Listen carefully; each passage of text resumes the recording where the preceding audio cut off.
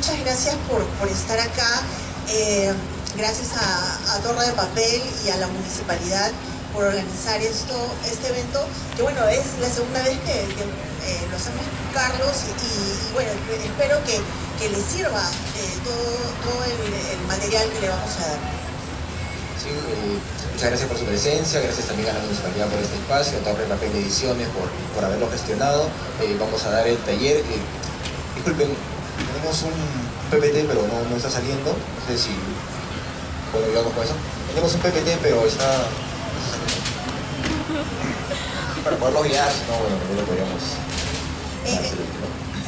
el propósito de este taller realmente va a ser algo muy básico. Tendríamos para desarrollarlo en muchas sesiones, pero va a ser darles las herramientas súper básicas para que empiecen al menos a escribir sus primeros cuentos. Tal vez no sea, digamos, la preparación necesaria para hacer una novela, pero al menos sí los alcances principales para que empiecen ya, ahora lleguen a su casa y tal vez empiecen a ya escribir sus primeras líneas, ¿no? Que eso es lo que se busca, algo básico pero súper consistente para que empiecen a trabajar de una vez en su proyecto literario.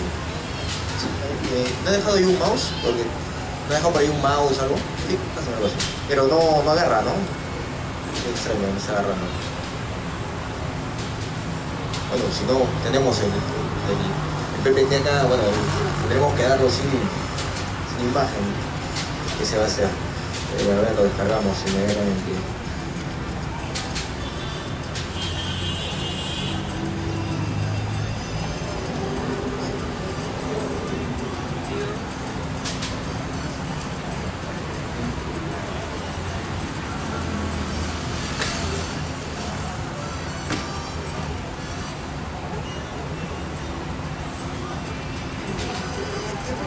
Sí, tenemos que empezar. Mientras avanzamos. ¿Esta es la primera? Ahí es sí. La primera. Ya. Bueno, primero tenemos que identificar el motivo por qué queremos escribir. ¿No? ¿Quieren hacer un cuento, una novela? Hay algunas respuestas bastante comunes, como por ejemplo por trabajo, porque de repente en los sitios donde ustedes laboran necesitan presentar digamos, informes, cosas de ese tipo. Por estudio, puede ser por una catarsis, tal vez tienen algún problema, algo que soltar. Y bueno, por el simple hecho de que todos tenemos una historia que contar. ¿No? Yo empecé escribiendo mi autobiografía escolar, llena de cosas que soltaron muy adolescente, cosas propias de la edad, y necesitaba decirlo, ¿no?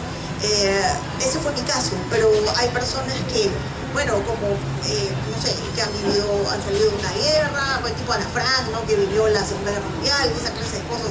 Por ejemplo, textos sobre lo que sucedió con el terrorismo en los 80s, también hay un montón. Entonces hay gente que tiene mucho que decir sobre un problema que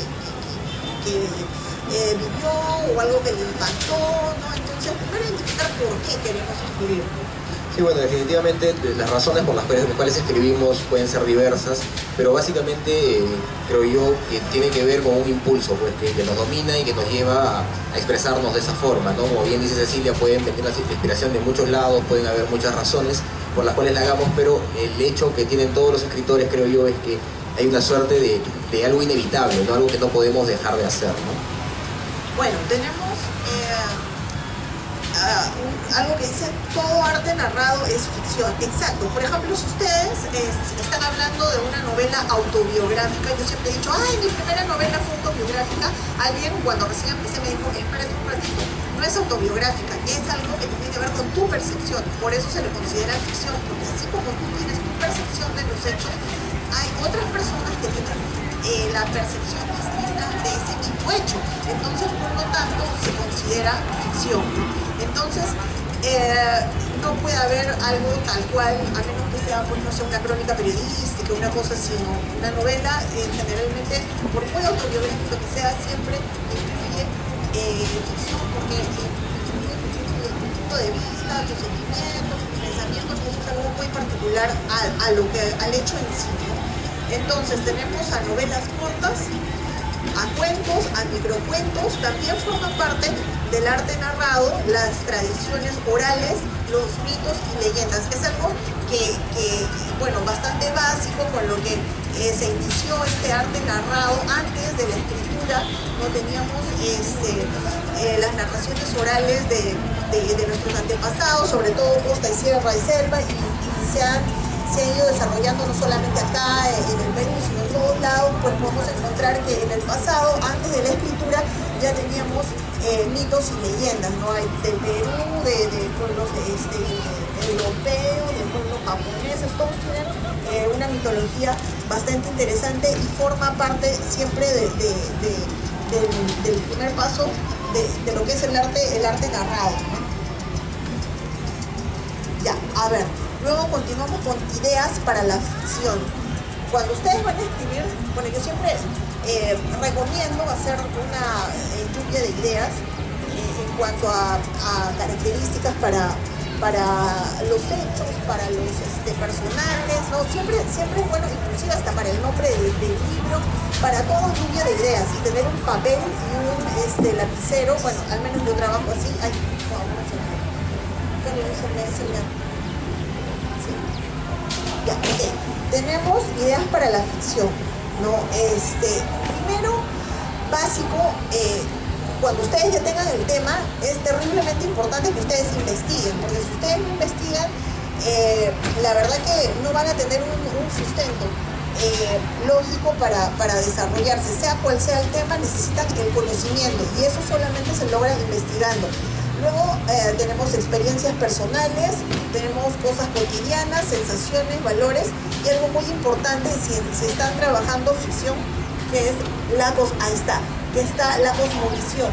No, miren, el hecho de narrar, de tener esa creatividad, es como una semilla. Realmente no es que una persona sea creativa de la nada, es que una persona ha descubierto inclusive sus propias técnicas, porque yo les podría decir, bueno, yo hago de esta manera o Carlos de otra manera. Ustedes tienen que descubrir sus propias técnicas de cómo fomentar esa creatividad, ¿no? Hay personas que ven muchas series, que leen mucho, que están constantemente hablando con gente que consideran interesante, porque son unos cazadores de historias. Yo me he topado con varios de esos, pero como sea, lo que a ustedes les funcione tiene que servir para que desarrollen esa creatividad, para que puedan armar sus personajes, armar sus historias. Es un ejercicio muy rico mentalmente. Yo lo llamo la técnica del chicle masticado. Puede sonar un poco loco, pero es que cuando me dicen, Cecilia, ¿cómo armas tus historias? Pues yo les digo la técnica del chicle masticado, porque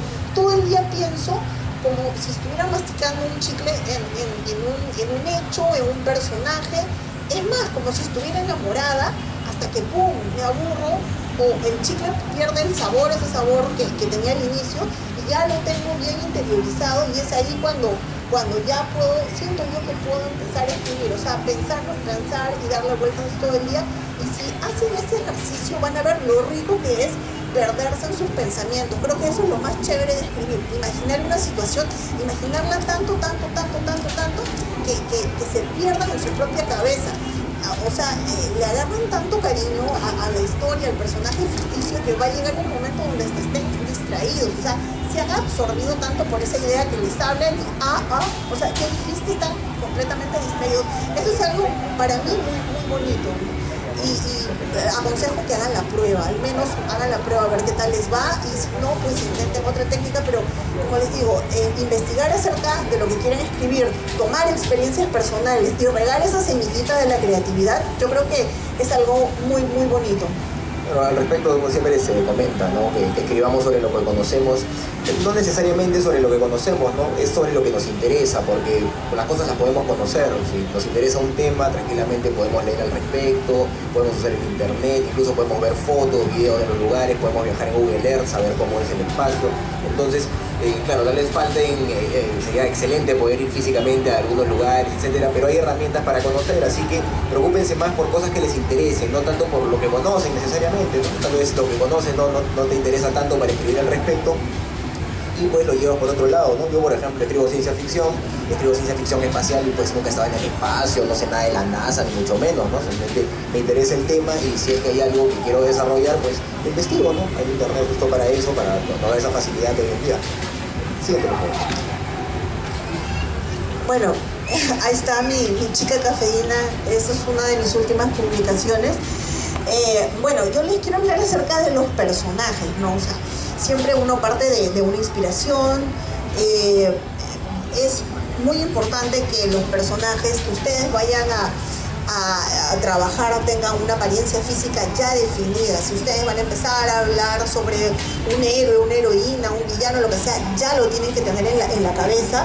Es más, muchas veces yo me apoyo en caras que ya conozco, en amigos, amigas que siento que pueden ir, ¿no?, más o menos con el personaje, ubicarlo definitivamente en el tiempo y en el espacio, ¿no?, que no estén por ahí dando vueltas en el año, no sé.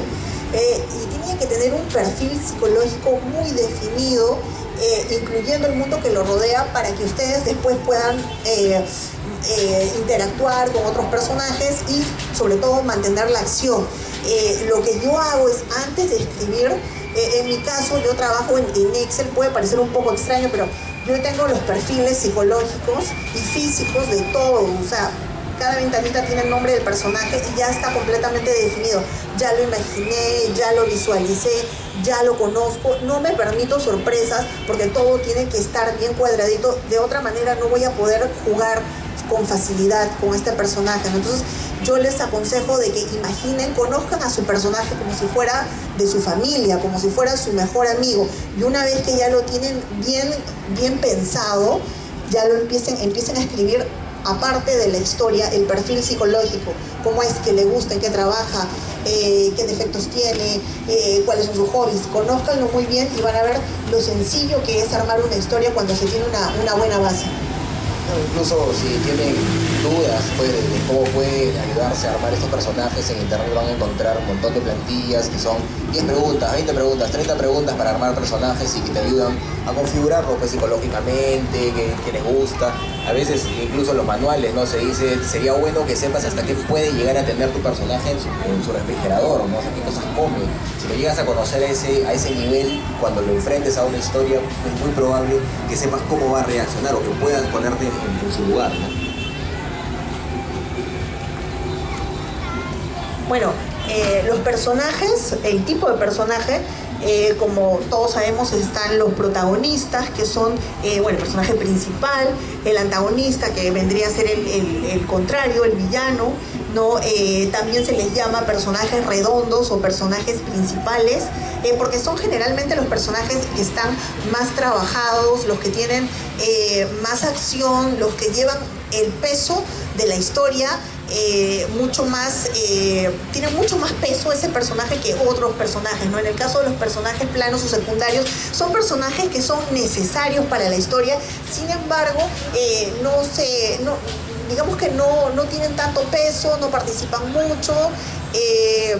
Yo siempre pongo el ejemplo de esta novela, Lo que el viento se llevó. Por ejemplo, un personaje redondo vendría a ser Scarlett O'Hara, que a lo largo de la novela, o sea, primero es una niña frívola, luego viene la guerra, ella se transforma en una mujer fuerte, luchadora, y cambia, en fin, ¿no? Y personajes, igual Red Butler, que vendría a ser su pareja, ¿no? Primero es un gigoló, un playboy de la época, y luego se convierte en un héroe de guerra.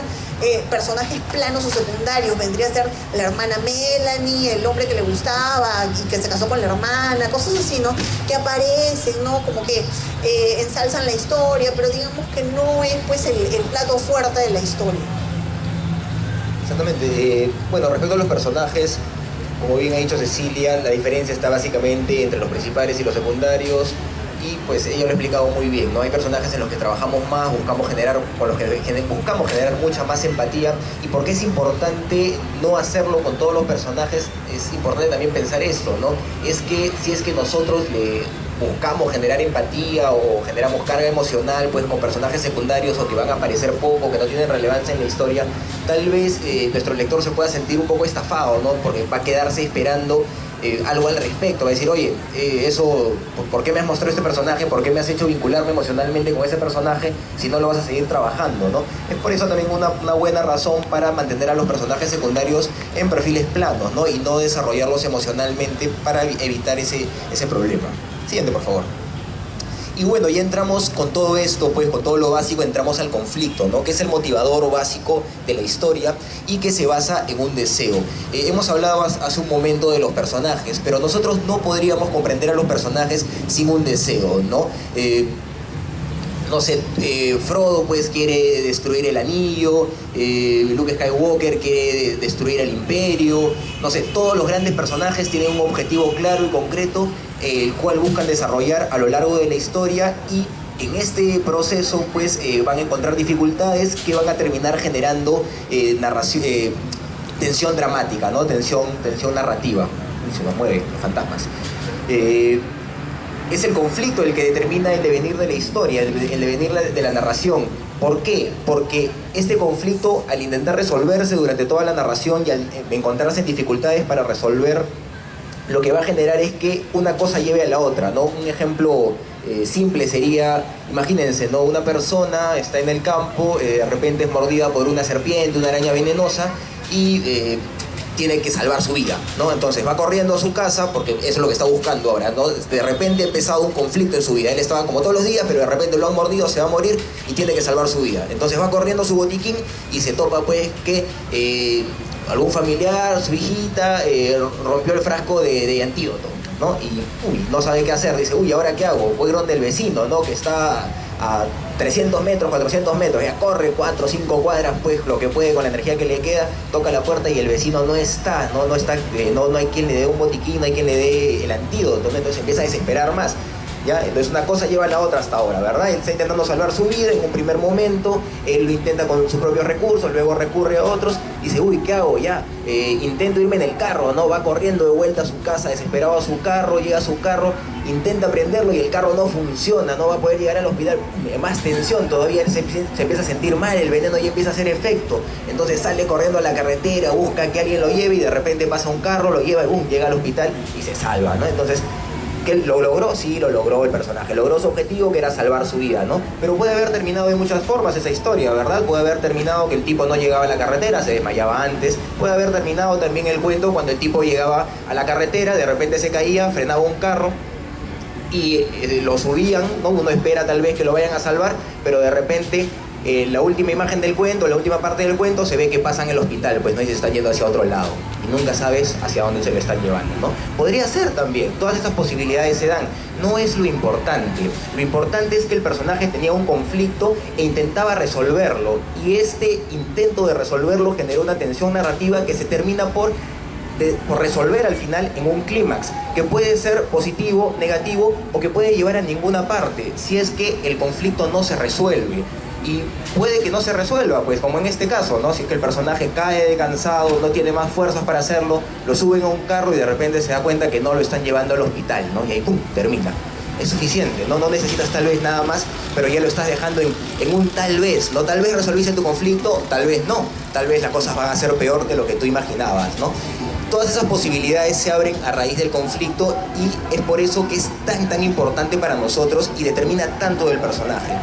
También hay que tener muy en claro que no podemos entender a los personajes, a los conflictos sin los personajes y al personaje sin su conflicto, ¿no? Porque todos nosotros somos diferentes y todos vamos a enfrentar situaciones de forma diferente y los conflictos los vamos a tomar de forma diferente, ¿no? Tomemos en consideración también que este conflicto, este deseo, ¿no? Este deseo en el que se basa el conflicto, no tiene por qué ser algo tan drástico, tan dramático como la vida o la muerte, pues, ¿no? Ese es un ejemplo extremo al que estamos dando ahora para tenerlo claro, pero puede ser realmente cualquier cosa. Puede ser que la persona quiera comprarse un carro, puede ser que quiera casarse, puede ser que le falte el anillo de matrimonio para casarse, necesita la plata pues para conseguirlo. Muchas posibilidades se abren a raíz de un deseo. Lo importante es que haya mucha intensidad en ese deseo, que el personaje realmente lo quiera, porque ese realmente quererlo va a hacer que el personaje haga todo lo posible por lograrlo, por conseguirlo. Y es ahí en donde se va a generar la tensión narrativa, ¿de acuerdo? Decimos, está estrechamente ligada al personaje, genera tensión dramática, que es de lo que hemos hablado, ¿no? Y el conflicto debe resolverse o intentar resolverse en el clímax de la historia. ¿no? Ahorita vamos a hablar de lo que es el clímax y vamos a diferenciarlo de la crisis y las consecuencias que genera una historia, ¿no? Que es algo que suelen tener todas las historias, por lo menos las que se enmarcan en un esquema narrativo clásico, formal, incluso las modernas, ¿no? Tal vez las más fragmentarias, las más alternativas, podrían diferir un poco de eso, pero en general un cuento tiene una estructura, una narración tiene una estructura, y es la más usada, pues nos lleva a tener inicio, cuerpo y desenlace de forma permanente, ¿no? Incluso cuando están dispersas, como en la película Pulp Fiction, ¿no? Igual tú terminas de ver la película y mentalmente lo armas, ¿no? Sin ningún problema, porque el inicio, el cuerpo y el desenlace de todas maneras están ahí, ¿de acuerdo? Algo interesante también que genera este conflicto, y algo de lo que habló Cecilia, es la capacidad de cambiar de los personajes. Esto va a ser muy importante para una historia, porque todos nosotros cambiamos permanentemente, no somos los mismos que éramos ayer por múltiples razones. Cosas mínimas nos hacen cambiar nuestros puntos de vista, nuestras preferencias. Tal vez probamos un plato nuevo de comida que no conocíamos y de repente se vuelve nuestro plato favorito, ¿no? De repente, si cosas tan mínimas pueden cambiar cosas en nosotros, imagínense pues un personaje que está con un deseo muy fuerte, muy potente, que no puede conseguir con facilidad. En esa sola búsqueda, ¿ustedes creen que no va a haber un cambio para ese personaje? Por supuesto que va a haber un cambio, porque es normal, es parte de la vida, ¿no? Es parte de ser humano, y eso tiene que reflejarse también en nuestros personajes, por lo menos en nuestros personajes redondos, ¿no? Tiene que notarse que existe efectivamente un cambio desde el primer momento en que empieza su conflicto hasta que lo resuelve en el clímax, ¿de acuerdo? Otra cosa para hablar también respecto a eso que podría ser interesante es en qué momento empezar las historias, ¿no? Uno normalmente se lo pregunta, ¿no? Uy, ¿cómo empiezo mi historia? ¿En qué momento la empiezo? Se dice muchas veces, muchos profesores de literatura lo dicen, empieza la historia el peor día de la vida de tu personaje. ¿Por qué? Porque de esa forma él va a tener una búsqueda que no va a poder satisfacer con facilidad. Ah, sí, es cierto, ¿no? Pero veámoslo de una forma mucho más simple. Empecemos. Nuestra historia obviamente tiene que contar algo interesante, ¿no? Por lo mismo tiene que ser difícil para el personaje y no tiene que ser algo, pues, puede ser común, pero tiene que llevar a algo interesante. ¿Cómo se los planteo? Tiene que romperse con la normalidad de alguna forma. Mírenlo así. Todos los días Homero Simpson se sienta en su sofá a ver la televisión, ¿verdad? Todos los días es lo mismo. Hay una línea de normalidad en eso, ¿no? Pero un día la luz se va. Y no se va un día, se va una semana, se va un mes. ¿Y qué va a pasar con Homero Simpson? Se va a desesperar, ¿verdad? La vida va a cambiar para él de repente, ¿cierto? Entonces, ¿en qué momento podemos empezar? Tal vez no se va a morir, no va a ser el peor día de su vida, pues no va a pasar nada tan grave, ¿no? Solamente se fue la luz, se le malogró la luz en su vecindario, podría ser. Pero, ¿en qué momento podríamos empezar la historia entonces? Cuando la normalidad de nuestro personaje se quiebra por alguna razón.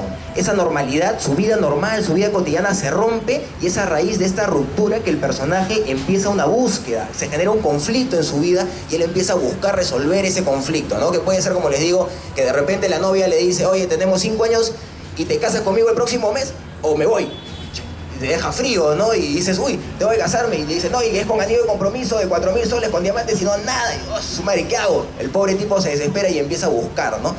¿De acuerdo? Es algo así, hay que entenderlo de esa forma. La línea de normalidad se rompe y eso lleva al personaje a una búsqueda desenfrenada por lograr resolver el conflicto, ¿no? Y eso es lo que va a generar la tensión dramática, que nos va a ayudar a comprender mejor nuestra historia y a encaminarla cuando ya la hayamos escrito. Algo que yo siempre recomiendo es que revisen su historia cuando la han terminado, pero primero terminen. ¿De acuerdo? Escriban, voten todo, terminen de contar su historia y luego van a poder hacerse la pregunta, ¿de qué trata mi historia? He contado todo lo que he querido contar, y van a poder empezar a desmenuzar y a hacer las correcciones adecuadas. Para esto nos va a servir la gran pregunta dramática. ¿Qué es la gran pregunta dramática? Es la gran pregunta que guía mi narración, ¿de acuerdo? En el caso pues de este tipo que fue mordido por una serpiente, la gran pregunta dramática sería, ¿logrará este personaje sobrevivir? ¿Sí? En el tipo que le han puesto un mes para que consiga un anillo de compromiso, ¿logrará Jaimito conseguir el anillo de compromiso? Y tiene 3 posibles respuestas, porque es una pregunta cerrada. ¿Sí? ¿No? Y tal vez. Y ese tal vez es el ejemplo que dimos pues del muchacho que está siendo llevado no al hospital sino a cualquier otro sitio y no sabe a dónde y ahí termina, ¿de acuerdo? Pero que ha hecho todo lo posible por resolver su conflicto. La gran pregunta dramática entonces es una pregunta que se configura a raíz del conflicto que tiene nuestro personaje y que nos va a ayudar a organizar la historia. ¿Por qué? Porque de esa forma yo reconozco mi gran pregunta dramática y empiezo a ver mi texto y me doy cuenta, ah ya, mi personaje primero hizo esto, logró esto, ya, y eso lo llevó a esto, y eso lo llevó a esto, pero uy, eso de aquí no tiene que ver con lo que yo estoy buscando en mi historia, me estoy yendo tal vez por otro lado, he divagado, ¿no? Tal vez debería modificar un poco eso para que se ajuste más a mi conflicto, ¿no? Para que siga avanzando en el conflicto y nos lleve a donde yo quiero que me lleve realmente. Entonces la gran pregunta dramática es como un ordenador para nosotros de nuestra historia, ¿no? En base a esta gran pregunta dramática nos vamos a dar cuenta si es que los picos de tensión, las acciones que ha tenido nuestro personaje, las reacciones que ha tenido, funcionan, le son funcionales a nuestra historia, y eso al final es lo más importante, la funcionalidad de la historia. La historia tiene que servir, tiene que funcionar. Si la historia no funciona, por más buenas ideas que tengamos, por más personaje muy bien construido que tengamos, no va a servir, ¿de acuerdo? Lo importante es que la historia funcione y todo tiene que estar enfocado a eso, el personaje, sus acciones, el conflicto, todo a que la historia funcione, ¿de acuerdo? Siguiente, por favor. Luego nos vamos a la trama, ¿sí? La trama es donde se enmarca este conflicto, obviamente, y donde va creciendo, pues, la tensión narrativa, la tensión dramática, ¿de acuerdo? La trama obviamente no es igual a la vida real, no pretendamos, pues, que la trama sea igual a la vida real, y bueno, ni siquiera podemos pretenderlo, creo. Pero algunos, a veces, bueno, creo que es una fantasía de muchos acercarnos mucho a la vida real, ¿no? Pero entendámoslo de una manera, el hacer literatura, el hacer arte, contar una historia, es más o menos como lo que logra hacer el mago, ¿sí? Generarte una ilusión de realidad, una ilusión de magia. El mago no hace magia, pues. El mago hace ilusión. Si el mago hiciera magia, nos fregamos, pues, porque estamos frente a un ser sobrenatural completamente que puede hacer cualquier cosa en el mundo, ¿no? Sería peligrosísimo. Hacen ilusiones, ¿no? Nos aparentan que hacen magia, nosotros nos la creemos porque parece. Porque si de verdad hiciera magia, el tipo ya estaría muerto de seguro, lo perseguiríamos como los mutantes o algo así, es muy probable, ¿de acuerdo? Entonces, eso no sucede en la vida real. Lo mismo pasa en la literatura, ¿de acuerdo? No vamos a hacer realidad, pero vamos a aparentarla, vamos a generar ilusión de realidad. ¿Y cómo generamos ilusión de realidad? Pues, básicamente, eso tiene que ver ya con tener personajes bien construidos, que no se contradigan, tener un mundo bien organizado. No nos va a dar tiempo, lamentablemente, para tratar todo eso. Un taller de narrativa es extenso, ¿no? Ahorita estamos tocando puntos muy básicos, pero hay que tener eso muy en claro, que lo importante es generar verosimilitud. No vamos a hacer realidad jamás, ¿de acuerdo? Lo importante es la verosimilitud, y la verosimilitud se logra con varios elementos que tienen que ver, pues, con precisión, con personajes bien trabajados y, bueno, muchos temas que no nos va a dar tiempo de abordar, ¿no? Con profundidad. Más bien, un consejo que quería darles era de que para que esta trama funcione mejor y se les haga mucho más fácil escribirla, la ordenen, ¿no? Antes de empezar a desarrollarla, ordenen los puntos que van a tratar. Por ejemplo, yo inicio mi trama con tal acción, luego pasan 2 o 3 cosas más, unas palabritas ahí para que se acuerden lo que van a escribir, luego cómo va a ser el clímax y luego cómo va a terminar. O sea, ordenarla por frases y ya después desarrollarla.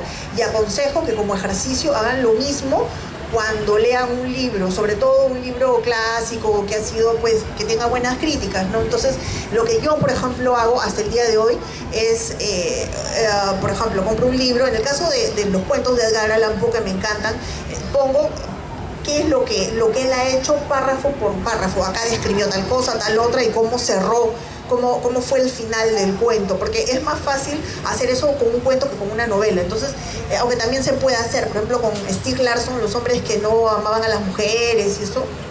Yo me acuerdo de haber hecho, inclusive ponía cómo empezaba a narrar, cómo ponía una pista falsa, cómo rayaba al lector, igualito, lo desmenuzo.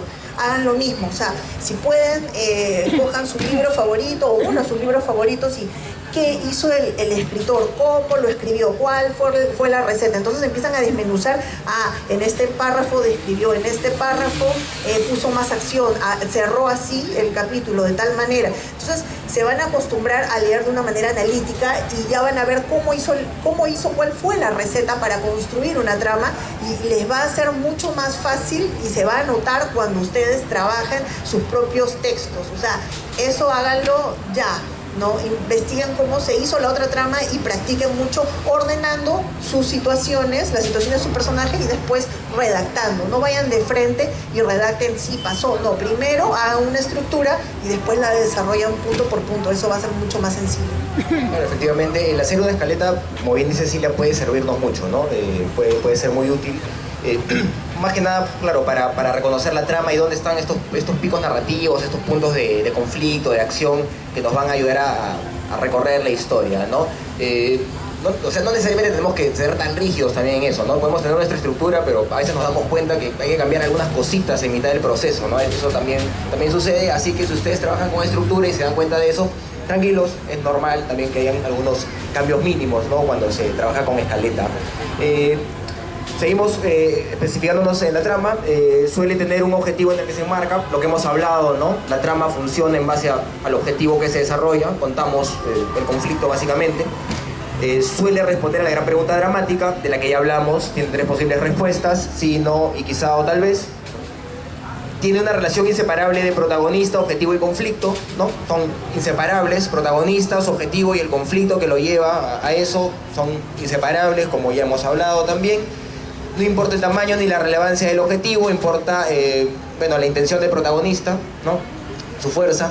El conflicto debería ir incrementando hasta llegar a una crisis que genere el clímax y las consecuencias. De esto vamos a hablar ahorita, que se nos viene un gráfico de la estructura de la ficción propiamente, pero justo hablando también de la estructura que comentaba Cecilia, ¿no? El inicio, el nudo y el desenlace tienen sus partes, pero tal vez la más relevante en este momento vendría a ser el desenlace, que tiene 3 partes fundamentales, ¿no? Que son la crisis, el clímax y las consecuencias. ¿Cómo vamos a entender estos 3 elementos, estos 3 elementos ficcionales? Básicamente como el máximo nivel de la tensión narrativa, el máximo nivel de la tensión dramática. ¿Qué sucede? Nosotros hemos buscado resolver un conflicto a lo largo de toda la narración, ¿verdad? Y cada vez ha sido más difícil. Ustedes, por lógica, se dan cuenta que si ha sido más difícil cada vez, me voy a sentir peor, va a ser cada vez más complicado para mí emocionalmente, va a haber más tensión al lograrlo. Entonces, eso va a generarme tensión dramática, ¿de acuerdo? Esa tensión llega a un punto máximo. Ese punto máximo se llama crisis, ¿sí? Cuando la tensión ha subido a un punto en que ya no puede subir más, que si sube más, o todo se va al diablo, o se arregla porque ya no hay a dónde ir. El ejemplo, pues, del personaje que está corriendo envenenado hacia la carretera, ya está en su crisis, ¿no? Porque ya se va a desmayar en cualquier momento, ya no tiene otra salida, tiene que llegar o morir, ¿es así? Esa es la crisis. Desencadena, ¿qué cosa? Desencadena el clímax de la historia. ¿Y cuál es el clímax de la historia? El clímax de la historia es en donde se responde a la gran pregunta dramática, donde se resuelve o no el conflicto que ha generado mi narración, ¿de acuerdo? Entonces la crisis es el momento de mayor tensión narrativa, o sea, donde las cosas no pueden avanzar más, y el clímax es cuando esa tensión revienta, cuando esa tensión se resuelve o no se resuelve, ¿de acuerdo? Ese es el clímax. Y las consecuencias, pues, son las consecuencias que le quedan al personaje o a la realidad que se ha visto afectada por los sucesos, ¿de acuerdo? No siempre las consecuencias son explícitas, muchas veces quedan implícitas, pero hay otras veces que los autores se dan el trabajo, les gusta, pues, hacer un epílogo, ¿no? Y terminan desarrollando también un poco las consecuencias de lo que ha acontecido en su historia. Además, el conflicto está encadenado al objetivo y al personaje, como ya nos parece obvio luego de todo lo que hemos hablado. Además, algo importante, puede haber subtramas, ¿no? Hemos pensado en el conflicto que lleva la trama del punto A al punto C, y generando, pues, un arco que vendría a ser B, digámoslo de esa forma. Pero además se pueden dar subtramas, pueden haber historias, más que nada en novelas, ¿no? Cuentos un poco difíciles, más que nada en novelas, pueden existir subtramas que aparecen y que tienen incluso estructura, que funcionan de una forma muy parecida, que tienen un inicio, un cuerpo y un desenlace, pero esas subtramas lo que deberían hacer es apoyar de alguna forma la historia principal, ¿sí? Fortalecerla o enfrentarla de alguna manera, pero suelen estar vinculadas, porque si fuera una historia aparte debería estar en otro libro tal vez, ¿no? Va por ahí la idea. Las subtramas, cuando existen, suelen de alguna forma irrumpir en la historia principal, sea directa o indirectamente, pero para eso están, no es gratuito, ¿sí? Todo lo que se hace en narrativa es otra, bueno, en literatura en general no es gratuito, todo tiene un sentido. Es igual que en el teatro, ¿no? Te dicen, si en la mesa había una botella de agua, al principio de la obra, por alguna razón está ahí y en algún momento la van a tener que utilizar. También no me acuerdo qué escritor decía, ¿no? Si en el principio de una historia aparece un rifle, ese rifle se va a tener que disparar en algún momento porque por las puras no te lo van a poner, ¿de acuerdo? Entonces, el trabajo literario es un trabajo de precisión y en ese sentido nosotros tenemos que tener eso muy muy claro, ¿sí? Si vamos a poner subtramas, tienen que servir para algo a nuestra historia principal. Siguiente, por favor. Tenemos 7 minutos. Muy bien, y ahora la estructura de la ficción, ¿no? Que es básicamente cómo se organiza todo esto que hemos visto, ya en un gráfico que podría ayudarnos a entender mejor todo esto, ¿no? La estructura, como bien ya hablamos, tiene el inicio, que es el planteamiento, que por lo general, bueno, esto es una estructura, ¿no? El arte obviamente está dispuesta siempre a ir un poco más allá, a romper con todo esto, pero para entenderlo de forma genérica, ¿no? Normalmente el inicio, el planteamiento de la historia, ¿qué nos presenta? Nos presenta un personaje, el espacio-tiempo del lugar, o sea, la coyuntura y la necesidad o el inicio de la búsqueda. Ese es el rompimiento de la normalidad, ¿sí? Se rompe la normalidad y se genera una necesidad, un conflicto, un inicio de búsqueda que va a ir subiendo poco a poco, ¿no? El espacio-tiempo, coyuntura, también es importante pues enmarcar en un espacio a nuestros personajes para que sepamos dónde están, ¿no? No necesariamente tenemos que poner año 2001, ¿no? Basta con que pongamos ciertas características, ¿no? Salíamos de una dictadura, la última dictadura del siglo XX, ya sabemos en dónde estamos ubicados, ¿no?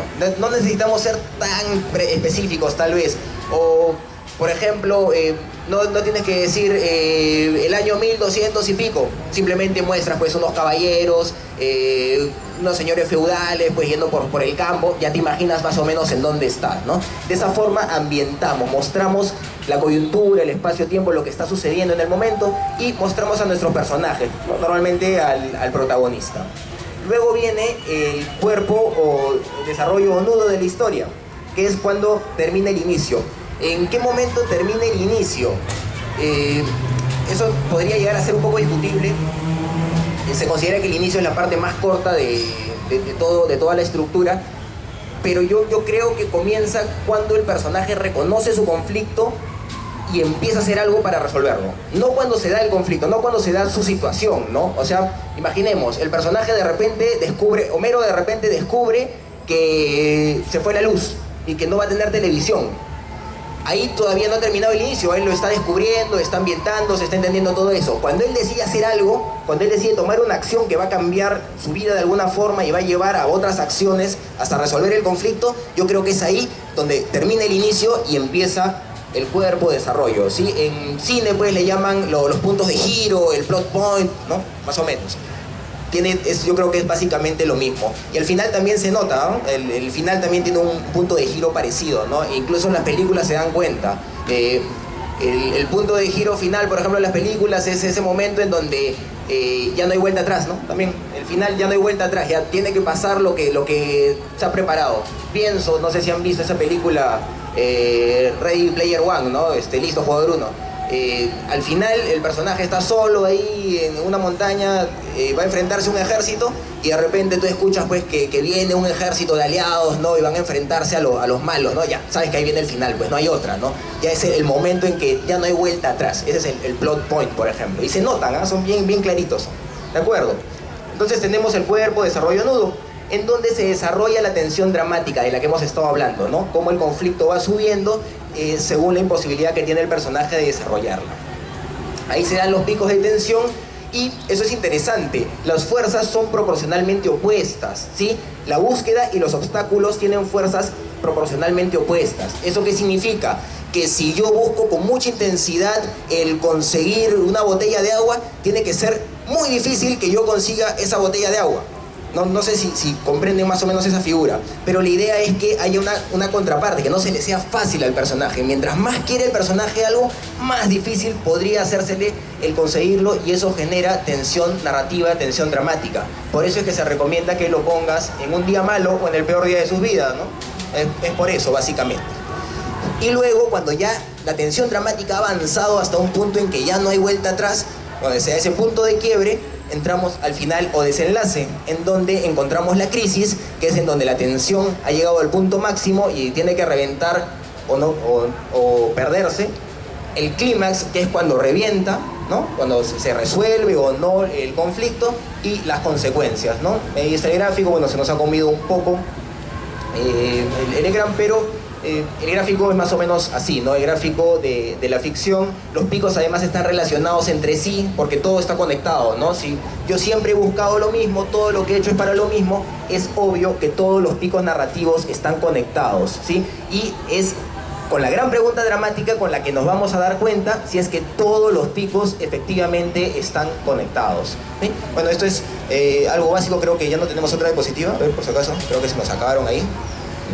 No, sí, bueno, el cuadro, para que lo vean claro, ¿no? Hay una idea de causa-efecto, ¿no? En esta linealidad que se sigue, pues hay una idea de causa-efecto, ¿no? Yo hago algo, eso genera otra cosa, ¿no? Y eso que hago para resolver eso que he generado, genera otra cosa que tengo que resolver y que generará otra cosa, ¿no? Más o menos esa es la idea, hay una causa-efecto, ¿no? Incluso en el ejemplo del tipo que va al botiquín y no encuentra el antídoto, hay también eso, ¿no? Él se ha ido primero ahí, al no encontrarlo reacciona yéndose a donde el vecino, ¿no? Entonces hay eso, siempre hay eso, una reacción ante una situación que se da. ¿De acuerdo? Creo que no nos va, bueno, ya estamos con la hora, lamentablemente nos dan 45 minutos, creo que no vamos a tener ni siquiera tiempo para preguntas. Hay muchos temas, pues, por los que hablar, por ejemplo, de lo que es diálogo, lo que es puntos de vista, lo que es el tema, y la verdad es muy, muy complejo. Incluso aquí también con Cecilia a veces damos talleres, también con Paul Darmego, que es escritor de Pandemia Z, que está por ahí, que también tenemos un taller pronto, ¿no? Incluso tenemos una publicidad por ahí de taller, nos ha salido mal por la premura, una palabrita ahí. Pero en general, si están interesados realmente en narrativa, si están interesados en aprender los elementos básicos de la narrativa, mecanismos de producción, yo les recomiendo, pues, que pueden ir a algún taller por ahí, o hay manuales también muy interesantes, ¿no? El de Stephen King. Yo recomiendo también mucho el manual del Gotham Writers Workshop. El escribir ficción es un manual hermoso. Si están realmente interesados en el tema, pueden averiguar al respecto, pero algo que siempre también les comento es: esto no es necesario para escribir, ¿de acuerdo? Ser escritor no tiene nada que ver con llevar talleres. Esto es aprender para mejorar. Pero si tú no estás escribiendo, no estás desarrollando tu escritura, no estás preocupándote por eso, los talleres no sirven. Los talleres ayudan en la medida en que tú ya estés trabajando, estés teniendo un proyecto, ¿no? Un proyecto literario, ¿sí? Sí, bueno, quiero agradecerles otra vez por estar acá, y el mejor consejo que les puedo dar es que practiquen, escriban mucho, no importa si está bien o si está mal, pero háganlo, porque va a ser la única manera en la cual ustedes puedan desarrollarse como escritores. Y cuando lean un libro, traten de verlo con ojos más críticos, ¿no? ¿Dónde está, como nos decía Carlos, el clima? ¿Dónde está la tensión dramática? Traten de identificar, no lean por leer o porque, bueno, hay que leer, tengo que leer, quiero ser escritor, no. Identifiquen cada elemento. Eso es el mejor ejercicio que ustedes pueden hacer por su literatura personal, ¿no? Y jamás se desanimen, ni porque publicar es difícil, ni porque todavía no escribo como mi escritor favorito. Olvídense, si tienen un sueño, luchen por él y solo háganlo, porque en verdad la vida es muy corta, y disfrútenlo y sean felices. Es lo único que les puedo decir. Gracias. Muchas gracias a todos, muchas gracias a Lima Ley, a Torre de Papel también por la gestión de este espacio. Cualquier cosa, bueno, yo por lo menos voy a estar un rato en Torre de Papel Ediciones, luego tengo otra conferencia sobre el horror cósmico en media hora, creo, menos, 15 minutos tal vez.